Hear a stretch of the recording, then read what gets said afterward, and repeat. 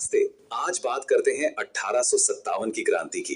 एक ऐसी घटना जिसने भारत के इतिहास का पूरा नक्शा ही बदल दिया। और हाँ, कॉम्पिटिटिव एग्जाम्स के लिहाज से तो ये टॉपिक बहुत ही जरूरी है। तो चलिए शुरू करते हैं। लेकिन सबसे पहले एक बहुत बड़ा सवाल जो हमेशा उठता है, आखिर 1857 के इस विद्रोह को भारत का पहला स्वतंत्रता संग्राम कहते क्यों हैं? इस सवाल का जवाब हम इस चर्चा के अंत तक जरूर जान लेंगे। तो सबसे पहले समझते हैं कि यह विद्रोह हुआ क्यों, इसकी पृष्ठभूमि क्या थी। सोचिए, उस समय ईस्ट इंडिया कंपनी के राज में भारतीयों के मन में गुस्सा ना एक तरह से बारूद के ढेर की तरह जमा हो रहा था। बस इंतजार था तो एक छोटी सी चिंगारी का। अब ये जो असंतोष की आग थी, इसको भड़काने वाले कई कारण थे। तो चलिए एक एक करके समझते हैं। शुरुआत करते हैं राजनीतिक वजहों से। इनमें से एक बहुत बड़ा राजनीतिक कारण था डलहौजी की हड़प नीति, जिसे डॉक्ट्रिन ऑफ लैप्स भी कहते हैं। अब इस पॉलिसी में क्या था? सीधी सी बात थी, अगर किसी राजा का अपना कोई बेटा नहीं है तो उसका राजपाट सीधा कंपनी के कब्जे में चला जाएगा। और तो और भारतीय राजाओं की खुलेआम बेइज्जती की जाती थी। जाहिर है, इससे शासक वर्ग में बहुत ज्यादा गुस्सा था। ठीक है, ये तो हुई पॉलिटिक्स की बात। अब आते हैं आर्थिक कारणों पर, मतलब वो इकोनॉमिक प्रेशर्स जिन्होंने आम जनता को भी इस विद्रोह का हिस्सा बना दिया। देखिए, अंग्रेजों ने इतने भारी भरकम टैक्स लगा दिए थे कि किसानों और जमींदारों की तो जैसे कमर ही टूट गई थी। ऊपर से ब्रिटेन से जो सस्ता माल आता था, उसने भारत के छोटे छोटे उद्योगों जैसे हमारे कारीगरों का कपड़ा बनाने का काम, उसे पूरी तरह से बर्बाद कर दिया। नतीजा, चारों तरफ बेरोजगारी और गरीबी फैल गई। तो राजनीतिक और आर्थिक मोर्चे पर तो हालत खराब थे ही, पर इनके साथ साथ कुछ सामाजिक और धार्मिक वजह भी थी जो इस माहौल को और भी ज्यादा विस्फोटक बना रही थी। अंग्रेज जो थे, वो भारतीय रीति रिवाजों में दखल दे रहे थे, जैसे सती प्रथा पर रोक लगाना।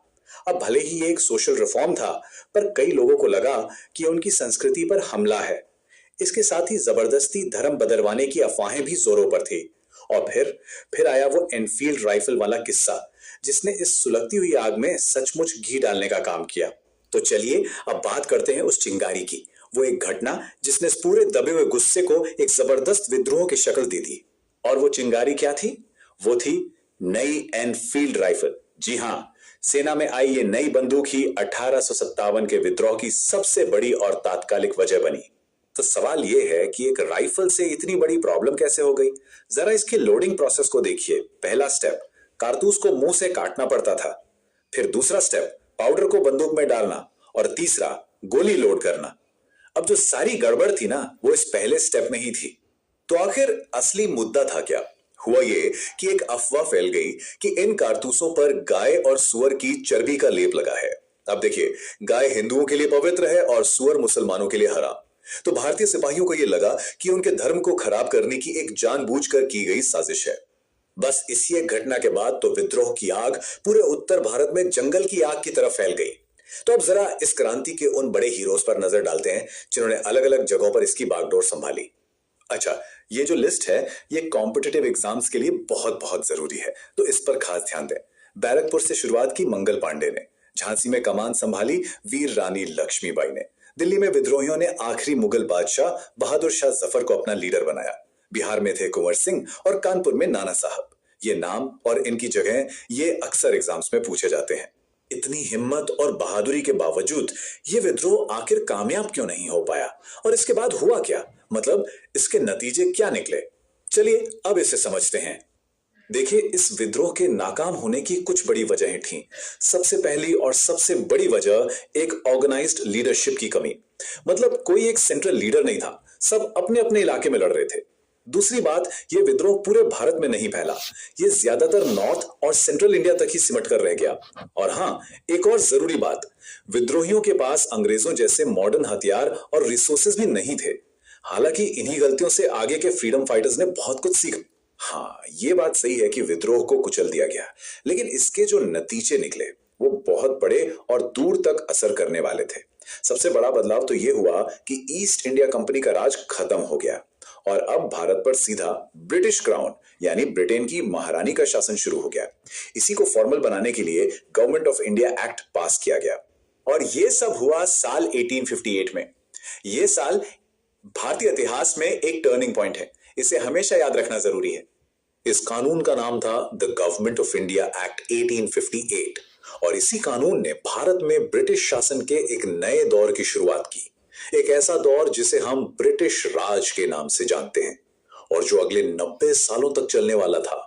तो चलिए वापस आते हैं 1857 की विरासत पर और हाँ, अपने उस सबसे पहले सवाल पर कि आखिर इसकी असली इंपॉर्टेंस क्या है। तो अब सवाल का जवाब। 1857 की क्रांति को भारत का पहला स्वतंत्रता संग्राम क्यों कहा जाता है?